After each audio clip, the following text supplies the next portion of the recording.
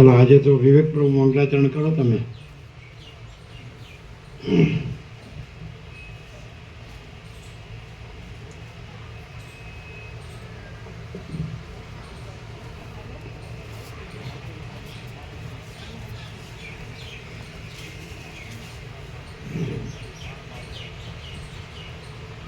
આ નાનજી દાદાનો કલ્યાણધામ છે અને નાનજી દાદાના પૌત્ર છે અને શિક્ષક છે એટલે એને સારું બોલતા આવડે.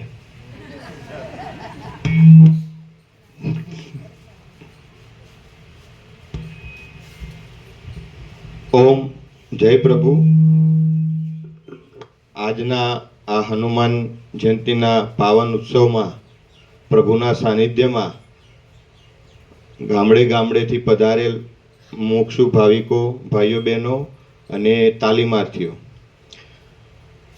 પ્રભુની આગળ શબ્દ આપણે કંઈ બોલી જ ન શકીએ, કેમ કે કંઈ બોલવાનું જ નથી, પ્રશ્ન જ નથી, માટે કોઈ પ્રભુ આગળ બોલવાનું થતું જ નથી. પરંતુ જ્યારે અમારા દાદા 90 વર્ષના હતા ત્યારે પ્રભુ નિકોરા એમનો તત્વબોધ ચાલતો, ત્યારે દાદા અમારું પરિવાર ત્યાં જતા.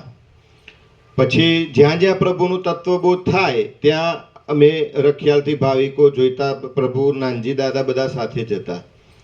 તો જ્યારે પ્રભુની એ વખતે જે વાત સાંભળતા હતા એ જ વાત અત્યારે પણ એ જ વાત છે. અને ત્યારે અમને એક અનુભવ થયો કે બીજે બધે જે સત્સંગમાં જતા, જે પૂનમમાં જતા સાંભળતા અને પ્રભુને સાંભળીએ એમાં શું ફેર? તો એટલો ફેર કે પ્રભુના તત્વબોધમાં કાંઈ કરવાનું નથી. નથી કોઈ ધૂપ દીપ કરવાના, નથી કોઈ અગરબત્તી કરવાની, નથી કોઈ માળા કરવાની, નથી કોઈ ફૂલહાર કરવાના, નથી કોઈ મંત્ર જાપ કરવાના, નથી કોઈ મેડિટેશન કરવાનું.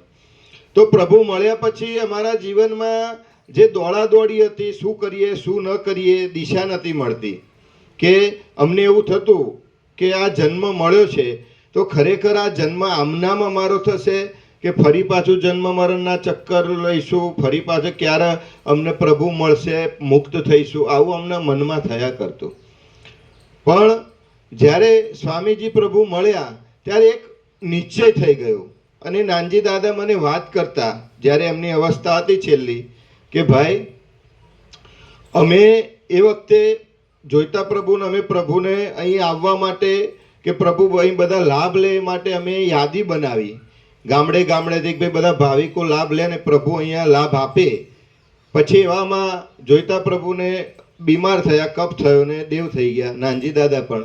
પછી એમને કીધેલું કે અમારા અંતરની એક ઈચ્છા છે કે અહીં રખિયાલ અને આજુબાજુના તમામ ભાવિકો આ જન્મ મરણના ફેરામાંથી મુક્ત થાય એ માટે પ્રભુનો અહીં તત્વબોધ ગોઠવો. તો એ વખતે અમે પ્રયત્ન કરેલા.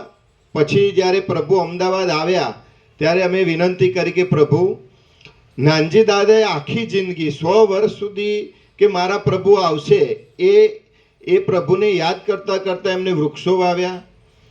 રામજી પ્રભુએ કુટીરો બનાવી કે ભાઈ મારા આ કુટીરોમાં બાળ ગોપાળ, વયોવૃદ્ધ અને પ્રભુના જે ભાવિકો રહે એ માટેનું પ્રયોજન હતું, એમનું કોઈ કોમર્શિયલ નહીં.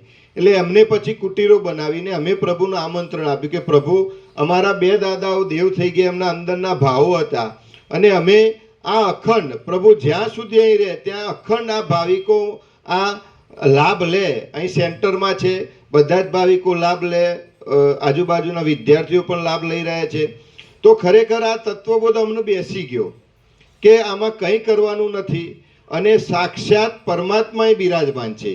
કેમ કે જ્યારે અમે ઢસા ગયા ત્યારે જે મોચી પ્રભુ હતા, હું એમની જોડે થોડુંક 10 મિનિટ બેઠો તો એકાંતમાં, ત્યારે એમને મને કીધેલું કે જ્યારે પ્રભુનો જન્મ થયો ત્યારે એક નાગ દેવતાના દિવ્ય એના ઉપર મણી હતી અને એ પ્રકાશમાં, એ વખતે તો લાઇટ પણ નહીં, તો એ પ્રકાશમાં પ્રભુનું અવતરણ થયું. અને એ જે દાયણ માતા હતા એમને એવું કીધું કે માડી, આ કોઈ દિવ્ય અવતારી પુરુષ છે. કેમ કે સાક્ષાત નાગ દેવતાના મણીના પ્રકાશમાં એ એમને જોવા મળ્યું. અને પ્રભુ બાળપણથી જ એ કોઈ પણ વાત કરે, ઘરમાં મિત્રો સાથે તો પરમાત્મા સિવાય એમના મુખે કોઈ વાત નહોતી. તો એમના જે કંઈ મિત્રો પરિચિતમાં હતા એમને પણ એ જ કીધું કે અમે કોઈ પણ વ્યવહારિક વાત કરીએ ને તો પણ પ્રભુ પરમાત્મા સિવાયની એમના મુખે કોઈ વાત નહીં. એટલે એટલું તો ખબર પડે આપણને કે બનાયા પ્રભુ નથી, પણ ઇન્નેટ છે. જે બ્રહ્મર્ષિઓમાંથી દિવ્ય અવતારી પુરુષ પરમાત્મા એ પ્રગટ થયા છે. અને એ પરમાત્મા એટલા માટે પ્રગટ થયા છે કે આ બધા જીવો જે આ જન્મ મરણમાં જે આપણો છેલ્લો હોય ત્યારે જ આવા અવતારી પુરુષ મળે. બાકી જો જન્મ મરણ ચાલુ રાખવાના હોય તો આવા પ્રભુ આપણને મળતા નથી. તો આ ખરેખર એ પ્રભુના સાનિધ્યમાં કોઈ જ વિચાર નથી આવતો. મને અહીંયા આવે ઘણા બધા, તો હું એમને પૂછું કે કેવું લાગ્યું, તો એક જ શબ્દ બોલે કે પ્રભુના સાનિધ્યમાં અમારા મનના સંકલ્પ વિકલ્પ ટળી જાય છે અને કોઈ પણ પ્રકારના સંકલ્પ વિકલ્પ ઉત્પન્ન થતા નથી ને પરમ શાંતિ, પરમ આનંદનો અનુભવ થાય છે. તો આવું આવનારો એ સ્વીકારે છે. તો ખરેખર આ પ્રભુના પરમાણુ કામ કરી રહ્યા છે અને સાક્ષાત પ્રભુ આપણને આ જન્મ મરણના ફેરામાંથી ઉગાડવા માટે આવ્યા છીએ. પણ આપણે ધીરે ધીરે આવીએ અને આ લાભ લઈએ. રોજ સવારે 7 થી 8 સત્સંગ હોય છે, યોગ વશિષ્ઠ રામાયણનું પારાયણ. સાંજે પણ 7 થી 8 હોય છે. અને સાથે સાથે તમે જુઓ પ્રભુની લીલા, દર વર્ષે યાત્રા પણ થાય છે કે ભગવાનના દિવ્ય દર્શન. નર્મદા પરિક્રમા 18 દિવસ થઈ, પછી સૌરાષ્ટ્ર દર્શન થયું, પછી અયોધ્યાનો પ્રવાસ થયો અને હમણાં પણ 35 દિવસની યાત્રા છે નેપાળ વિશ્વનાથ ભગવાનના દર્શને. અને એના પછી આવતી 27 એપ્રિલ મે એમાં પ્રભુ સાથે 4 ધામની યાત્રા છે. તો અમે પણ નામ નોંધાવ્યું છે કે ભાઈ આવો લાભ આપણને નહીં મળે. અને અમારા બાળ ગોપાળે એવું કીધું કે પપ્પા તમે એકલા જો પ્રભુનો લાભ લ્યો તો અમે કેમ ન લઈએ. તો અમે 2 બાળ ગોપાળના પણ નામ નોંધાવ્યા છે. અને ખરેખર આ પ્રભુના જે દિવ્ય તત્વબોધમાં તો બોલવાનું જ નથી. આપણું મન ક્યાંય વિચાર જ નથી કરતું, ક્યાંય સંકલ્પ. અને અહીંના ભાવિકો જે છે ને એ પામેલા છે.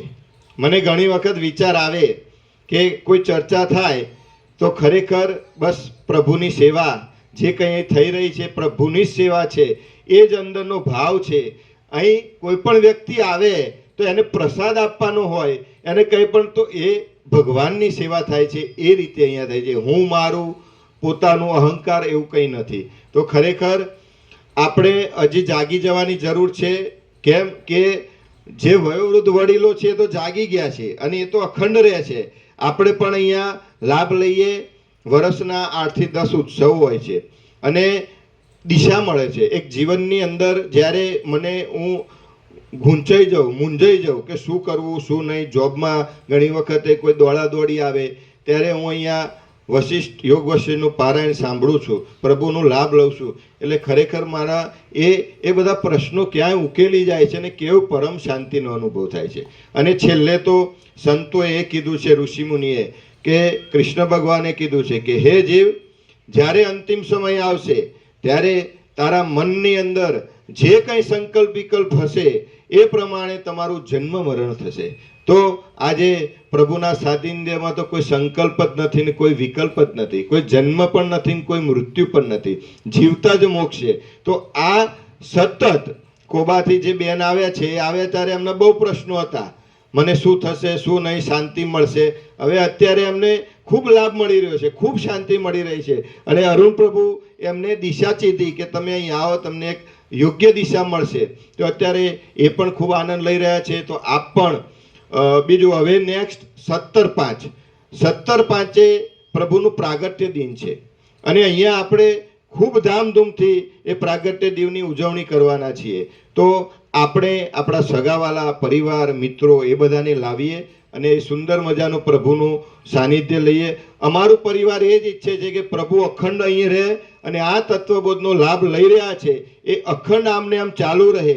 કોઈ પણ અમારા જાણતા અજાણતા કોઈ પણ પ્રકારના મારા મનમાં કોઈ એવા વિચારો કોઈ ઉદ્ભવ્યા હોય, કંઈ પણ પરિવારમાંથી કોઈના કોઈ ભૂલ થઈ હોય તો પણ અમે પ્રભુને હૃદયથી ક્ષમા માગીએ છીએ. માણસ માત્ર ભૂલને પાત્ર, પણ ખરેખર એટલું તો જાણવા મળ્યું કે આ જન્મ મરણના ફેરામાંથી ટળવું હોય તો પ્રભુના તત્વબોધ સિવાય બીજો કોઈ વિકલ્પ નથી. કેમ કે વિચાર તો કરો કે પ્રભુ કંઈ કરવાનું નથી કહેતા.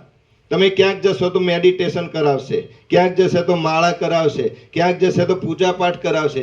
અહીં કંઈ જ કરવાનું કહેતા નથી અને કેવળ અખંડ ભગવાનનું જે રામાયણનું પાઠ થાય છે એમાં જ પરમ શાંતિનો અનુભવ થઈ રહ્યો છે. વધુ ન કહેતા પ્રભુના દરેક સત્સંગમાં કંઈક નવું હોય છે. ખરેખર અંદર દરેક તત્વબોધ કંઈક નવું જાણવા આપણને શીખવા મળે છે. આજે બીએડના પણ તાલીમાર્થીઓ આવ્યા છે તો એમને પણ અમે કીધું કે ભાઈ તમે આજે આ પાવન પ્રસંગે આવો અને પ્રભુનો લાભ લો. અને અમારું પરિવાર ખૂબ ખૂબ ધન્યવાદ અનુભવે છે અને ખૂબ ભાવિકો લાભ લઈ રહ્યા છે. અને હજી પણ આ અખંડ 35 દિવસનું પણ એ પારાયણ છે, એમાં પણ આપ જોડાઈ શકો. દર જે વ્યાપક ઉત્સવ છે એમાં પણ આપ પરિવાર સાથે લાભ લઈ શકો. અને જ્યારે અનુકૂળતા હોય ત્યારે શનિ રવિ અહીંયા રહેવા ભોજન પ્રસાદ બધી જ વ્યવસ્થા છે. તો આપણે લાભ લઈ અને આ પરમ પ્રભુનો જે દિવ્ય અલૌકિક જે વર્લ્ડની અંદર આખા વર્લ્ડની અંદર જે ચાલી રહ્યું છે, બોલવાનું જુદું આચરવાનું જુદું.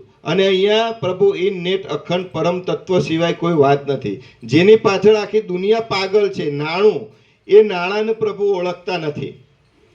સાદા 2 જોડી કપડાં, કોઈ ઘર નહીં, કોઈ કશું જ નહીં, પરમાત્મા સિવાય પ્રભુ પોતે દેહ પણ નથી, એ રીતે અહીંયા રહ્યા છે. તો એવા સાક્ષાત પરમાત્માના ચરણોમાં કોટી કોટી વંદન. અને આપણે બધા ખૂબ લાભ લઈએ, આપણા ફેમિલી પરિવાર સગાવાલાને પણ લાભ લેવાય એ સાથે પ્રભુના ચરણોમાં વંદન. ઓમ ઓમ ઓમ. ગોકા પ્રભુ સિહોરા.